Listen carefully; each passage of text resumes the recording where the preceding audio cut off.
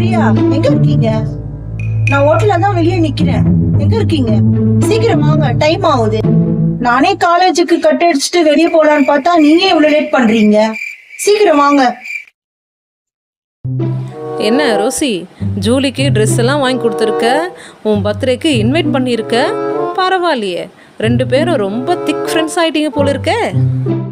என்னது ஃப்ரெண்டா? நானா? அவளை பழி வாங்கறதுக்கு பார்த்து பார்த்து பிளான் போட்டுட்டு இருக்க. நீ வேற. என்ன சொல்ற ரோசி, நீ பழி வாங்கும் படலத்தில் இது புதுசாலாம் இருக்கு.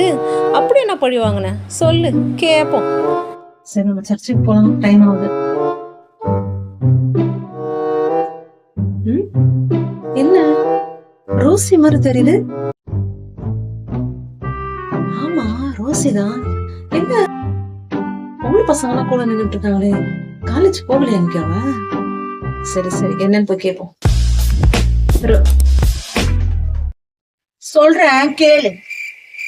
நம்ம ஊழியத்துக்கு போனோமே, முள்ளு போட்டு நடக்க வச்சதும் நான் தான். பாஸ்டர் கிட்ட திட்டு வாங்க வச்சதும் நான் தான். ஐயோ, என்ன சொல்றா? கொஞ்சம் ஓரமா நின்னு கேட்போம். இந்த செமிஸ்டர்ல பிட்டு பேப்பர் வச்சு எக்ஸாம் எழுத முடியாத அளவுக்கு வெளியே அனுப்புனதும் நான் தான். அப்போ அந்த கை இவளோட கை. இவதான் கேமராவை ஆஃப் பண்ணி வச்சிருக்கான் போல. ஷிஷோ, இதெல்லாம் நான் ஏன் செஞ்சேன்? அவளை இந்த காலேஜை விட்டே அனுப்புறதே என்னோட நோக்கமே. நம்ம பொண்ணு எக்ஸாம் எழுதாத முடி இவளா அது தப்பு பண்ணா? உன்னை எவ்வளவு என் பொண்ணு நம்பினானே, உன்னையே நான் இவ்வளவு நம்பினேனே, நீ திருந்தவே இல்லையா? சொச்சோ, என் பொண்ணு நானே நல்ல பொண்ணு நினைச்சு அவளை பழக விட்டனே. இவன் எப்படி இருப்பான்னு நான் கொஞ்சம் கூட நினைச்சு பார்க்கலையே. ஆகாத சம்பாஷணை நன் ஒழுக்கத்தை கெடுக்கும். ஒரு நாள் இனிமேல் என் பொண்ணை இவ கூட நான் சேர விட மாட்டேன். இதெல்லாம் ஜூலி கிட்ட போய் இதை பத்தி சொல்ல வேண்டியது. இவ்வளவு மோசமான பொண்ணா இருக்காரு. இவ்வளவு போய் நான் நல்லவன் நினைச்சனே, என்ன இப்படி இருக்கா? முதல்ல போய் நம்ம பொண்ணு இவகிட்ட இருந்து நம்ம காப்பாத்தியே ஆகணும். இல்லைன்னா இவ்வளவு மாதிரியே ஆக்கிடுவா என் பொண்ணை. ஐயோ பேசப்பா, என்னால நினைச்சு கூட பார்க்க முடியல. என் பொண்ணு உலகமே தெரியாத பொண்ணு கிட்ட இயேசுவே, யார் எப்படின்றது எனக்கு காமிச்சிட்டீங்க. எனக்கு நன்றி இயேசுப்பா. என்ன யாரோ போற மாதிரி இருக்கு? ஜூலி அம்மா மாதிரி இருக்கு. நீயோ?